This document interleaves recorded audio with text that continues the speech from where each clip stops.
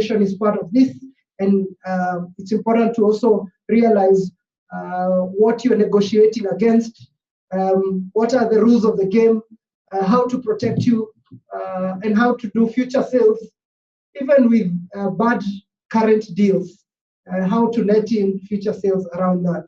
So those of you who are thinking about having more conversations on negotiation, I think there's an expert here who can tell you how he got his 65 and left the distributor to get 35. I'd like to learn that. So thank you, Thuku. I'll pass the mic to Justus.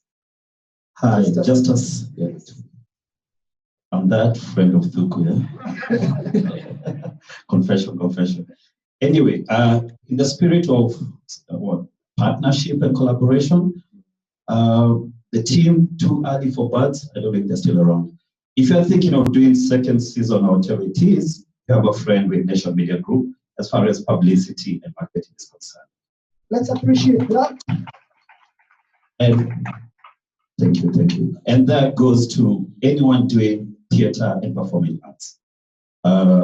Nation Media Group is open to support that space.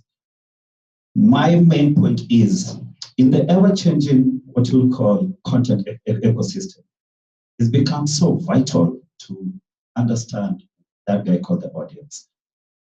Because we spend many a times, we're caught up in doing our nice scripts, production, etc., etc. But who is this guy called the audience? What does he want? How does he consume that content? What language, etc., etc.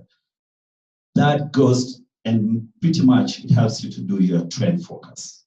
And that there's only one guy who will help you on that, is research and data analytics. With that, it can give you a glimpse of how or what tomorrow looks like before you go knocking some figures up there. Thanks. Thank you. Let's appreciate Justus. Please take his words seriously. Oh, okay, I've been allowed only 2 minutes or only 2 comments. Okay, so I will squeeze in the 2. So it is 1, 2.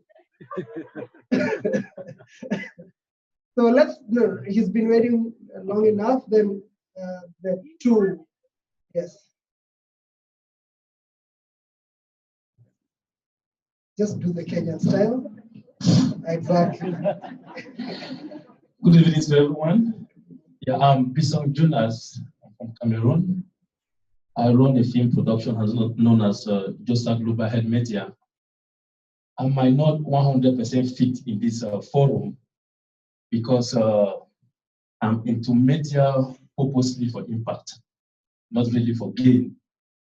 Yeah, because my vision is to impact the life of Africans. I mean, I come up with interesting stories that I think for social change, let me put it that way, for social change. And so when I started this company, it was challenging because for now I have 2 short movies and 1 documentary, which is still on the making. And all this work were financed by me. Yeah, it was not easy in the beginning. So from the little I earned for my salary as a nurse, so I convert part to my company. So I think for over the years, we have been working in creating content. And that content, I think, is because of that content I'm here today. Yeah, because if I want to say I'm doing it for revenue or for income, I don't think it will be possible. Because taking into consideration, like where I'm coming from, people are not into movie that much. It's not as like in Nigeria where Nollywood is making wave. But back then in Cameroon, for you to produce a movie and put it in the market, at times producer goes themselves into the field to sell their movies. So they'll have a big problem with marketing. So one of the ways we have been succeeding is that I had some people I was working with, some collaborators, and what God has been helping us is that these guys are trustworthy. So I had trustworthy collaborators who will see opportunities and let me know, or who will even submit my content to maybe like festivals or competitions without my knowledge. then maybe they will call me later and inform me that they have submitted. And I think that one had to work for me in a national competition, which I won an award. I think it's my second production. So I think collaboration with trustworthy partners have helped me in my work. Secondly, consistency. Consistency in the sense that I have a particular story or have a particular direction. I don't just produce diverse content, but I'm in a particular direction. That's as it goes with the company's name, JOSA Global Health Media. So definitely we work on health, public health issues, and human rights. So that is the direction that's our vision. That's our vision we have been moving. So I think that has really helped us. That's from self-financing and also working with trustworthy partners. And I think at this moment, we have our work in a platform. I think there's a local online TV, we call it Njoka TV, where one of my movies also is there in that platform. I think it's we call it pay as you go, you pay before you view. So that to since the people, I signed a contract with them about 2 years now. I've not received any revenue. And I said that one was just a sacrifice. So I don't know what to say much, but I want to say those are the key things that have been driving us, that have made us to succeed this far. So we have been in several festivals. In my country, I've been in 2 festivals in which I won an award. One of my content won an award. I also participated in Bahrain, I think in other something creative industry stuff, and also in Egypt. And the last one was Big Bang Festival in the United States of America. And also, I think in August, I was also in Ethiopia at the African Youth Thinkers Convention at the African Union headquarters. So I think because of that vision of sacrificing, not for revenue, has brought us this far. Let's appreciate someone whose business strategy is self-financed. A lot of you want sponsors. Kenyans understand this better. And also Nigerians, sponsors, bless us. He is his own blesser. Let's appreciate him. Well, he runs a very unique model, and especially in this context of creative industries. But then you realize that he's the biggest investor. And so while he's talking about the lack of a revenue model, what happens is that if you separate yourself from your business, you're giving equity to your company. So if you as the donor or the investor in your company are sustainable with your salary and your disposable income is large enough or sufficient enough to invest continuously in your business, then it is a sustainable model, because it's the same as a philanthropy model where people find a stable philanthropy and then they require that philanthropy provides some financial assistance. But you also go further, you donate your skills and time outside of your work time, which means you really are investing and you already have a revenue model. I mean, you have a business model, but I think what you haven't developed yet is how then to capture the low-hanging fruits around those people who are interested in your content and that would pay a screening fee of some level or would pay a listing fee. So there's a way to recoup some of that money without commercializing outrightly that business. I know I'm offering outright business consultation. If it benefits anyone, that's important. But then I think in this room, you can speak to a lot of people who have had to deal with this mixed model, and they can tell you what is the next step in that life cycle without completely shifting it to a commercial model. So let's appreciate him. So I have my last person. There are 2 of them. One person. Yes. Please try to keep Let's start with Kampala Hub, because they've hosted me before. And they're doing great work in Kampala. You will wait for your tea. And you have lockers with safes and things like that. I don't know. They're just two people. Yeah, thank you very much. My name is Yantin. I'm creative director at Design Hub Kampala. We've talked about sustainability and business models, so I thought maybe I'll share our model. We are actually a startup as well. We started 2 years ago, 1.5 years ago, creating a space for creatives like you guys here. But the way we did it is a little bit different than other hubs that you may be familiar with. So what we did is we first looked for a big space. We have 2,000 square meters in a warehouse.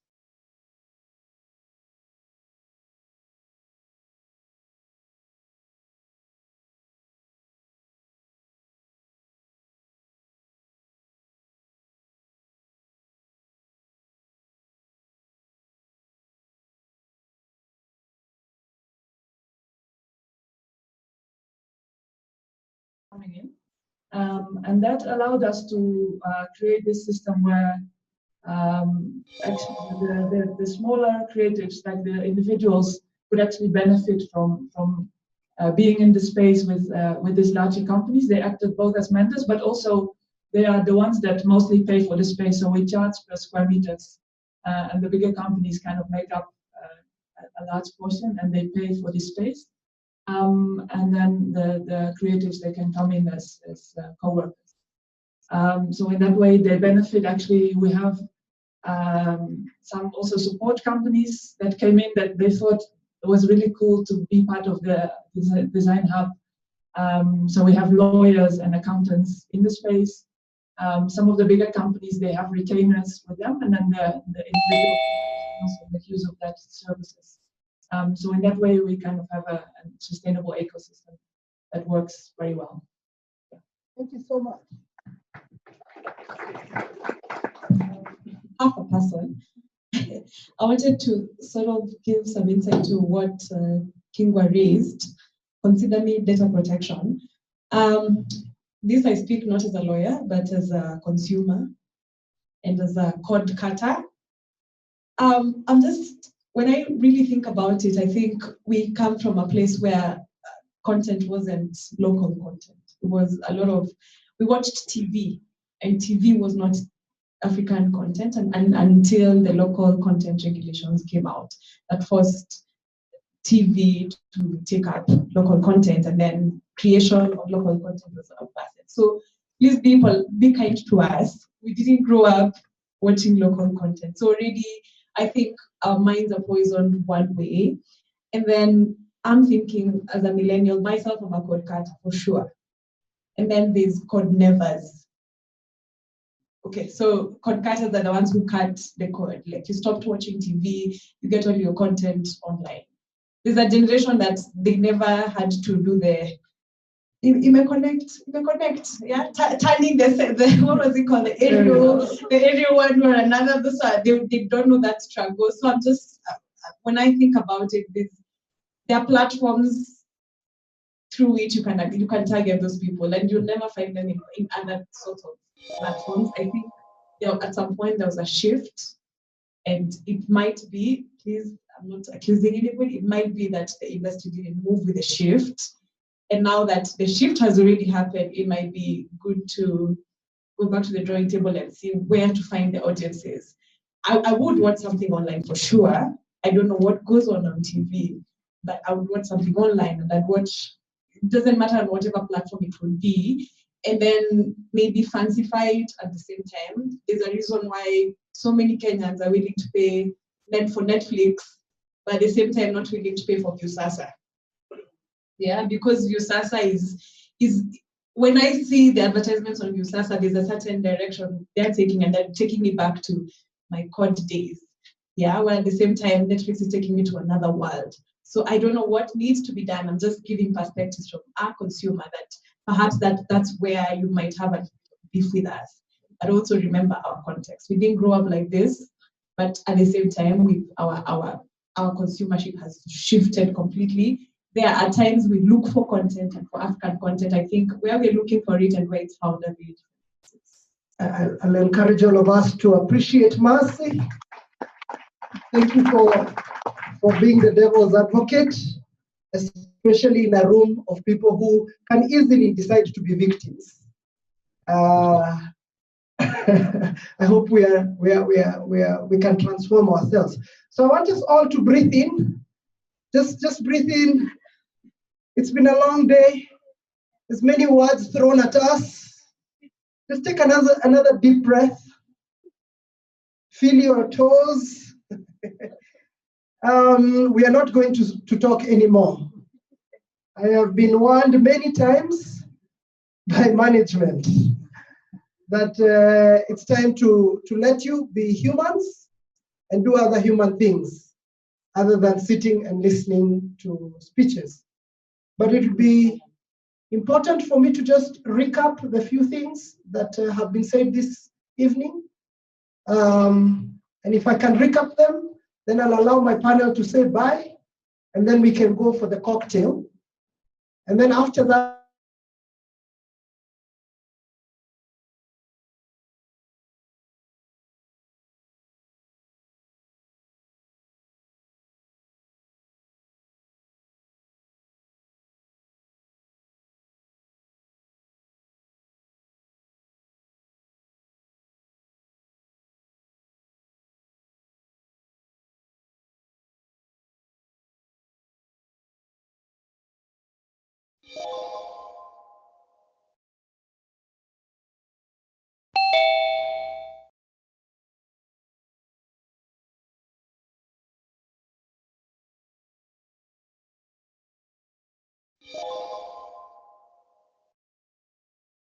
within an African context. A lot of us have shared our misgivings, but also our innovations. Key amongst them was an innovation around sustainable ecosystems, which is a thing that a lot of us have talked about. Earlier today, someone said how they are receiving mentorship and professional services for free, too early for birds. Someone has talked about the balance that they're putting between older, higher paying clients and startups to balance the revenue model. Justice urged us, for us to deal with the question of future proofing and trend forecasting, we have to really focus on our audiences. And if we can respond to our audiences, then instinctively or implicitly, we start to respond to the question of future proofing. There has been a lot of conversations around mixed model financing, from self-financing, self-sponsoring models, to advertising and philanthropy financing. We have to start to think about not one revenue stream, but numerous revenue streams that go in to fill in the basket. Someone has talked about quality and consistency as a strategy of building audiences for the long term and converting people from passive supporters to people who can actually invest and buy in the future. There's a lot of conversation around building new skills for production, retooling your teams to be able to meet new demands, either for digital production or for new technology. And I think this is an area that we've had a lot of people negotiating with, sometimes out of crisis, and sometimes out of leaving their legacy jobs, having to set up outfits. We've talked about a lot about collaboration, and collaboration for us has come from very many different models. There's collaboration with existing larger brands. There's collaboration on the value chain, which is more like value chain integration, because a lot of us work as solitary interventions that are not integrated fully within the established or mainstream value chains. So adopting distributors as part of your selling strategy has been a best practice that has been shared. Three more things that have been interesting for us is the question of shared platforms, shared resources, and also hubs where we can get professional services without having to bear the full cost of these professional services or facilities. We've been employed to think about negotiating and selling, because the sales strategy also can sell today and tomorrow. You can make a loss today, but also get clients tomorrow and the day after. And finally, we've been employed to think about an impact model, where we think about the impact of our work and we integrate our work with the space that it is responding to, and that space can sustain it. So ladies and gentlemen, those are some of your reflections, those are some of our reflections, and I want to thank you for remaining alive and active and for keeping your side of the bargain when we started. So I want to appreciate all of you. Let's put our hands.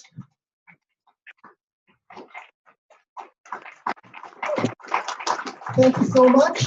I want to also encourage all of you, if there's someone who said something that you think that you need to hear again, please follow up with them. There's a cocktail, so they'll be at least loose enough to share more secrets, including FIFA. Finally, ladies and gentlemen, I want to appreciate my panelists, even if they're running away. I know they want that cocktail drink. I'll make sure it's a double. Let's appreciate Ashipe and Shiko. Thank you so much for your presence and for your time. You're all dismissed. Thank you.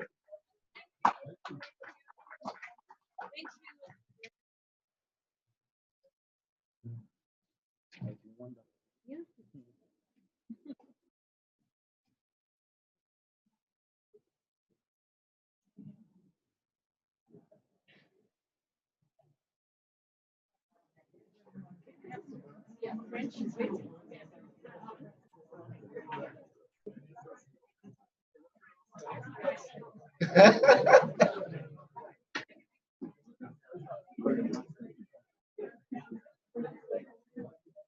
Good conversation.